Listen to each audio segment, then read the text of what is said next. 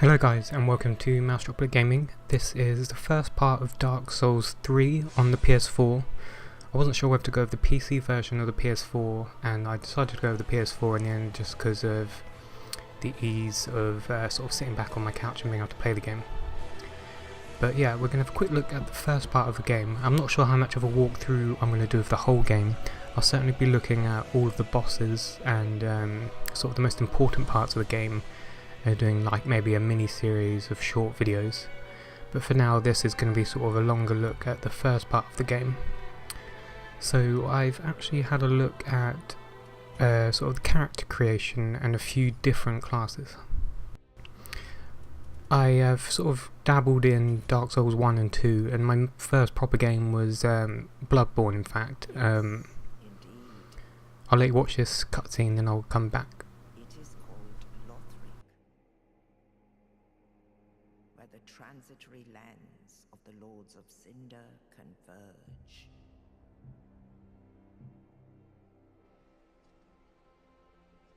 In venturing north, the pilgrims discover the truth of the old words. The fire fades, and the lords go without thrones.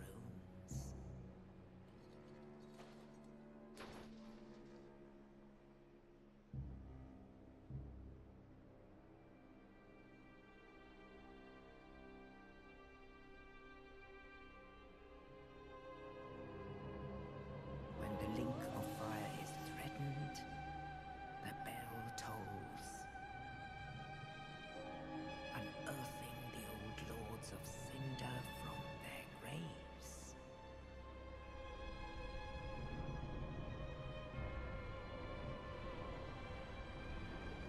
Aldrich, Saint of the Deep.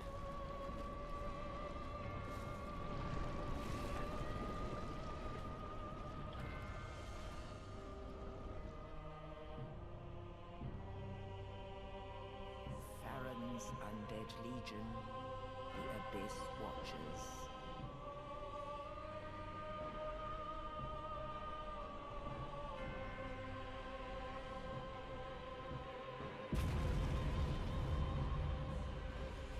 And a reclusive lord of the profaned capital.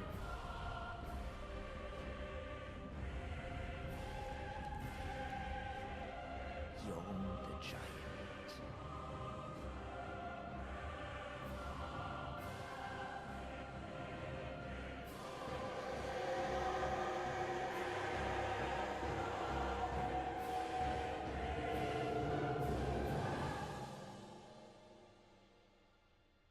Only in truth, the lords will abandon their thrones.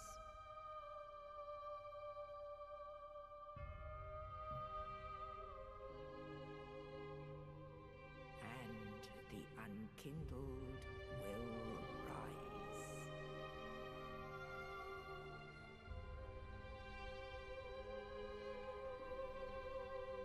Nameless, accursed undead, unfit even to be cinder. And so it is that ash seeketh embers.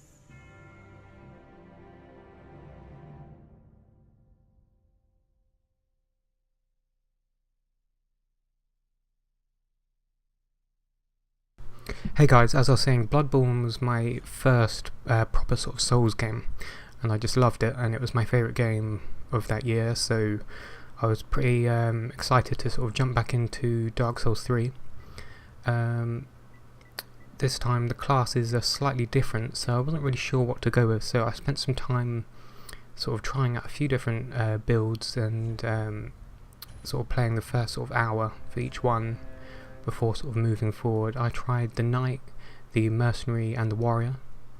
I started off with the Knight and that seemed great, and the Mercenary I like the dual wield weapons, but I decided to go with the Warrior in the end just because I like the idea of having a weapon and a shield, but I preferred the axe to a sword. So here we're going to see sort of roughly all the different classes and the different sort of attributes and things you can set out, and I'll speed up a bit so you can kind of just see the general overview of how the character creation works. Yeah, you can sort of go through, and there's sort of endless amounts of customization you can do to the appearance of your character. You also get to start with a gift. I went with the life ring just because I find it important to have sort of a really sort of high maximum HP level, because for me, kind of being able to move quickly and having a high amount of health is key for sort of my style of play. You can sort of focus more on sort of ranged attacks, or sort of having more strength and things like that, but yeah, I like to have high health.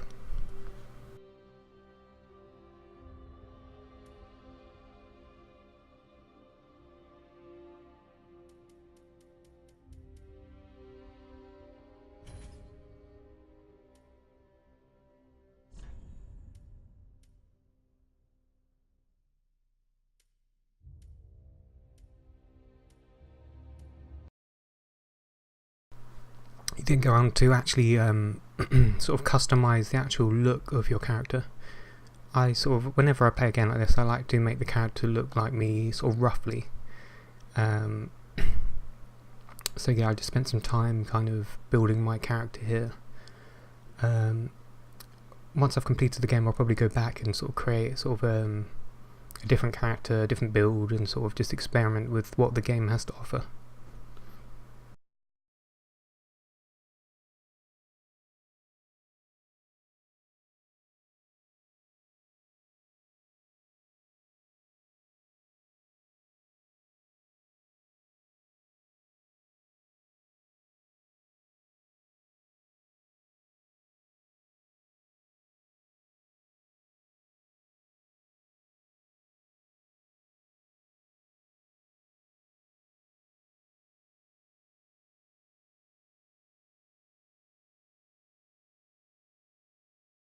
You can then choose your hairstyle and hair colour and things like that.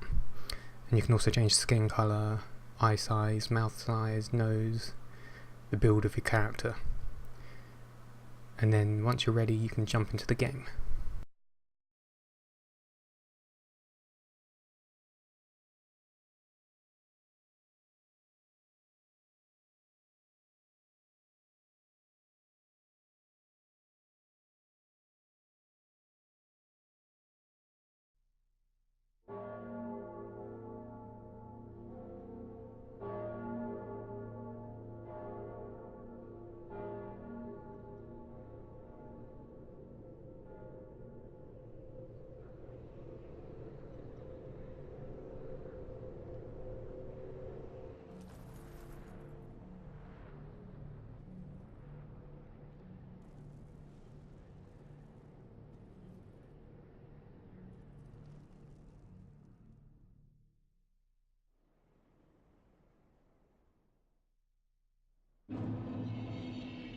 So this is where the game starts out. It's called the Cemetery of Ash.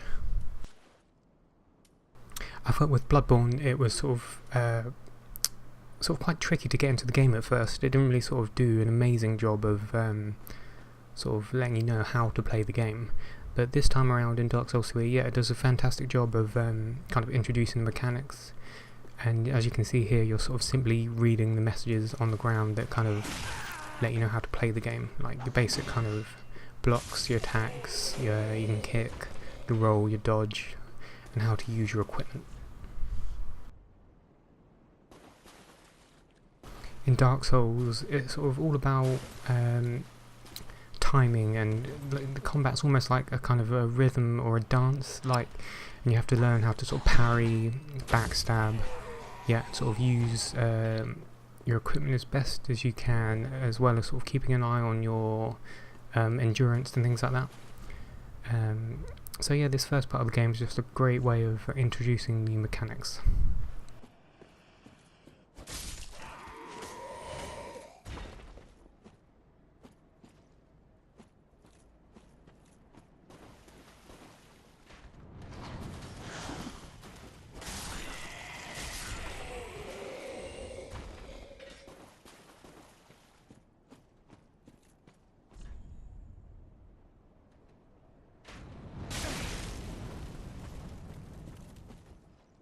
So yeah, this is actually footage from me playing as a knight, but I'm actually sort of going forward in the game now as a warrior. But for this part I'll let you have a look at the knight and how he plays. He plays pretty similar to the warrior, to be honest, apart from this guy uses a sword instead of an axe. So here's a backstab, just to sort of show you how sort of quickly you can take out enemies using that attack.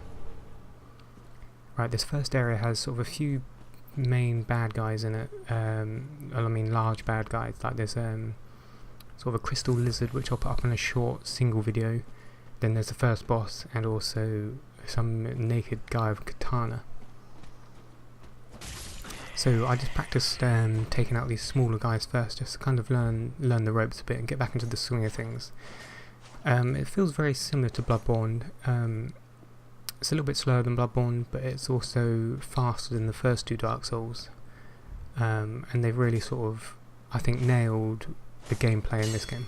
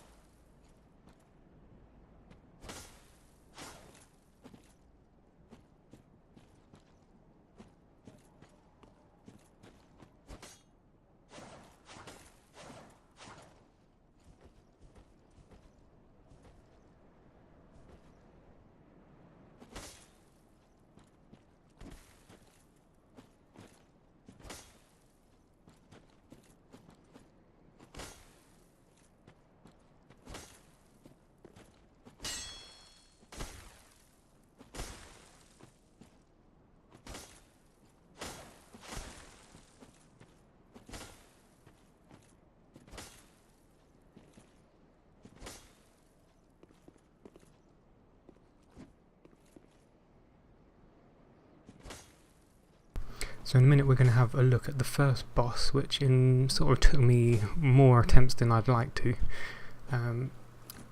But yeah, I had to go at taking on with all the different classes. And yeah, this is just me practicing the different moves, kicks and things like that. Because in Bloodborne you actually have a gun to kind of knock back enemies, whereas in this one you don't really. It's more about kind of using a parry to kind of knock them off balance, then you can stab them, or you can backstab and things like that.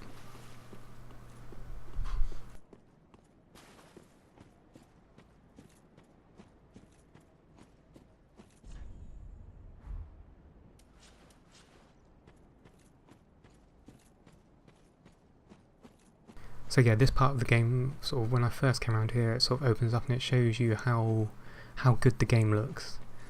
I mean the first games look great as well, but this has really just sort of pushed the bar of what Dark Souls can be.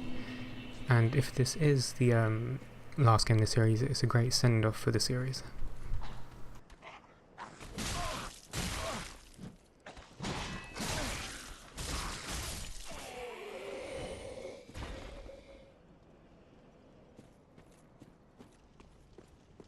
Okay, so here's the first sort of main boss of the game, which is sort of pretty much it, sort of just a way of introducing the boss battles and how they work.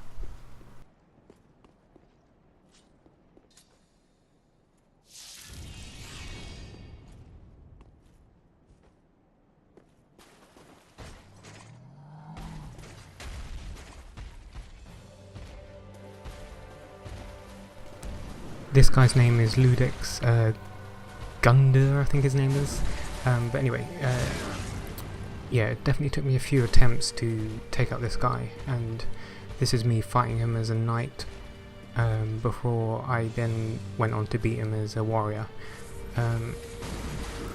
It's just a case of keeping moving and sort of using the Estus flasks and trying the different attacks. If you press triangle, you can change to sort of dual wield, sort of double handing the weapon, so it makes it more powerful. Anyway, I put in a few runs of me dying, just to kind of show you how tricky the fights can be, and then at the end you'll see me beating him, before we come to the end of the episode. And then next time I will return with part 2, where we sort of look at the next area. Thanks for watching Mousetrap Gaming. I hope you liked the gameplay and the first part of Dark Souls 3. I will be putting up a short video next just to show the Crystal Lizard, and then after that I'll be back with part 2 of Dark Souls 3, where we have a look at the next area and the different enemies that we face there. Thanks for watching guys, and I will see you next time.